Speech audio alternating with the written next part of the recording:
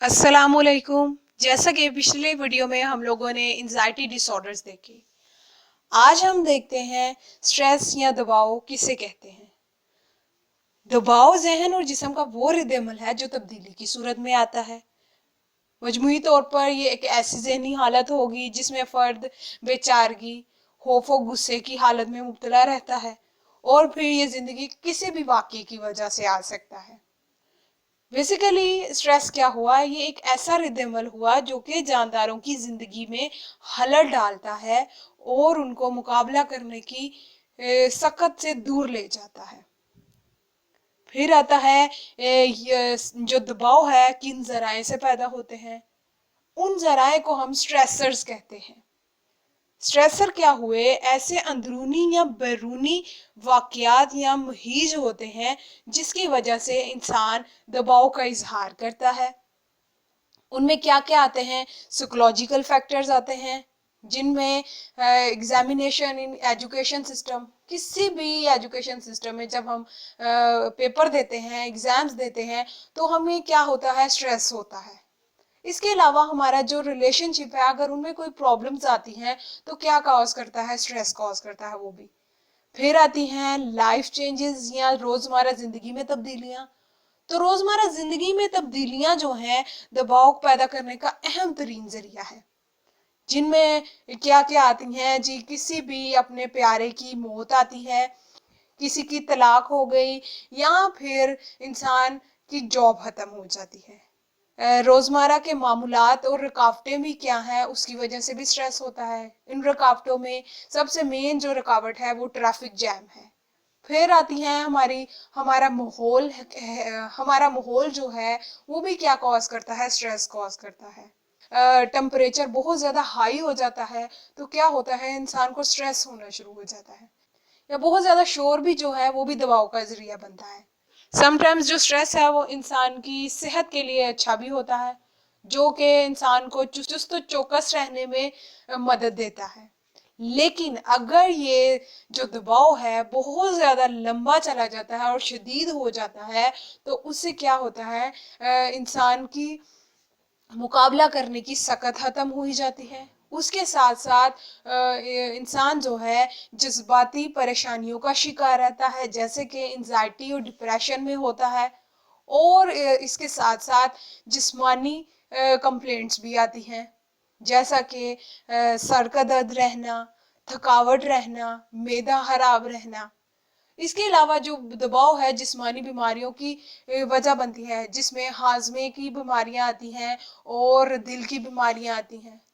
फिर हम देखते हैं मैकेनिज्म ऑफ स्ट्रेस।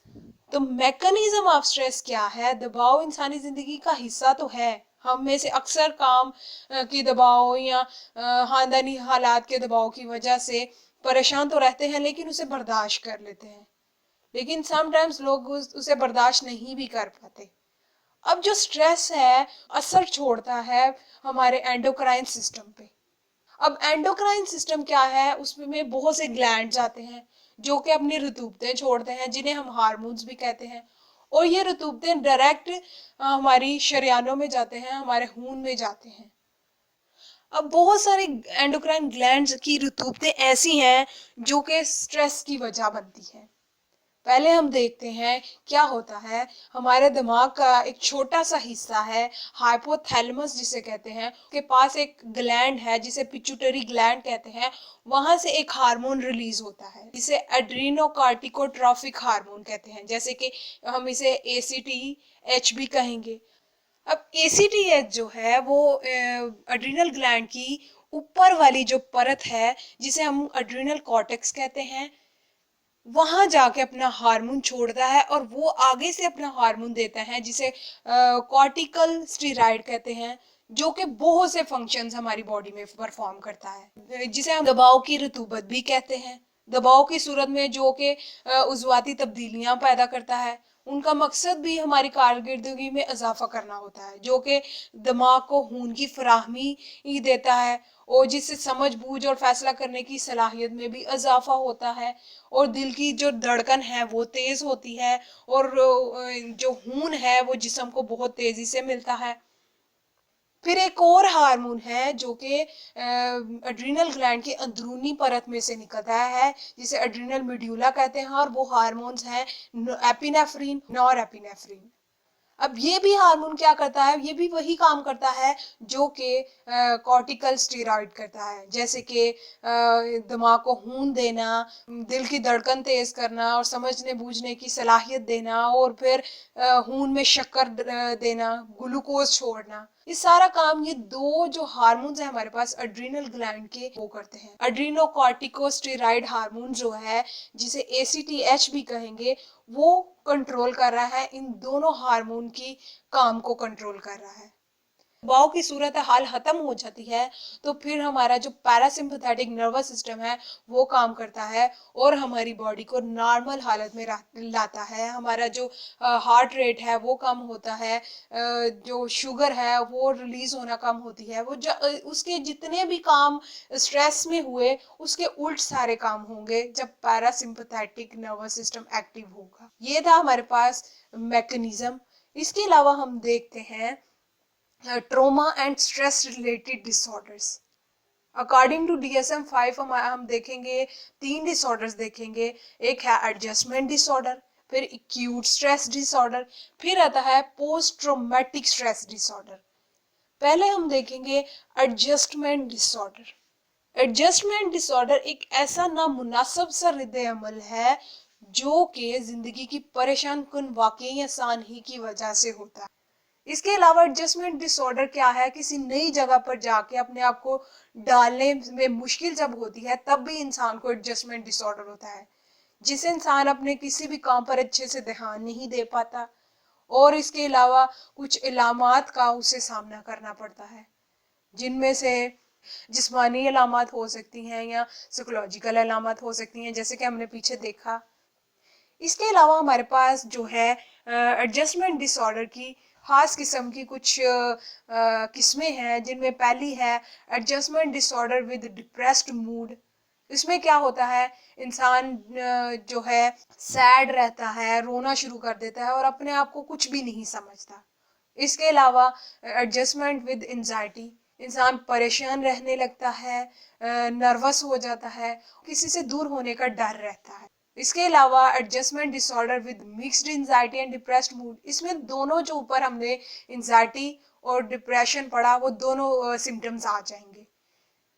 پھر دیکھیں گے ہم adjustment disorder with disturbance of conduct, کوئی بھی کام کرنے میں جب انسان کو مشکل پیش آتی ہے وہ آئے گا، جیسے کہ اگر بچہ جو ہے وہ اسکول سے بھاگ جاتا ہے یا کوئی فائٹ وغیرہ ہوتی ہے، یہ بھی کیا کاز کرتے ہیں، ایڈجسٹمنٹ ڈس آرڈر کاز کرتے ہیں۔ پھر آتا ہے adjustment disorder with disturbance of emotions, جذباتی ڈسٹربنس جو ہوتی ہے انسان کو، وہ بھی کیا کاز کرتی ہے، ہمارے پاس ایڈجسٹمنٹ ڈس آرڈر کاز کرتی ہے۔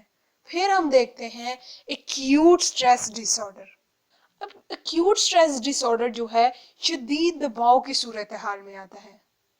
اب ایک فرد جو ہے صدماتی واقعہ ہوتا ہے، قبول نہیں کر پاتا اور وہ ذہنی طور پر شدید دہشت اور بے چارگی کا شکار ہو جاتا ہے۔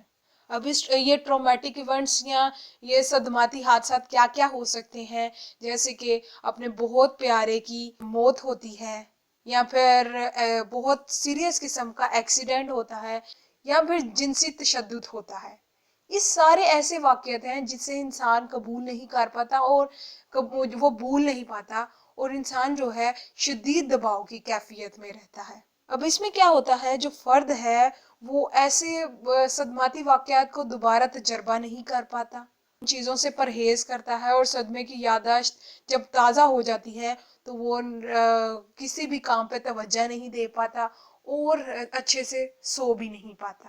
3 دن سے 1 مہینے کے اندر اندر جب انسان صدمے میں رہتا ہے تب کیا آتا ہے انسان میں، ایکیوٹ اسٹریس ڈس آرڈر۔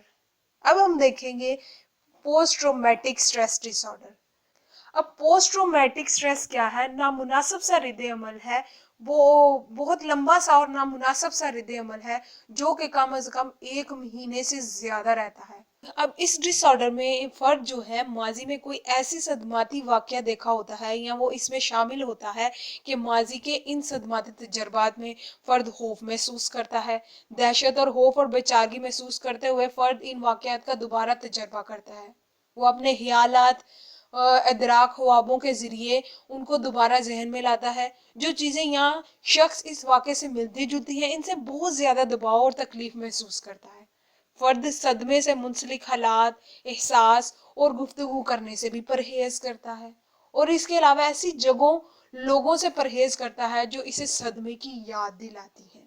اب اس میں کیا ہے، پوسٹ ٹرومیٹک سٹریس میں بہت سی مختلف علامات شامل ہوں گی، جیسے کہ انزائٹی ہے، افسردگی ہے، توجہ میں خلل ہے، ایموشنل ڈسٹریس ہے، پھر احساس گناہ ہوتا ہے، اور غصہ قابل ذکر ہے اس سب میں. آج کی ویڈیو ہماری یہیں پہ ختم ہوتی ہے. اگر آپ کو ہماری ویڈیو پسند آئی ہو، لائک کریں، شیئر کریں اور میرے چینل کو سبسکرائب کریں اور مزید ویڈیوز حاصل کریں.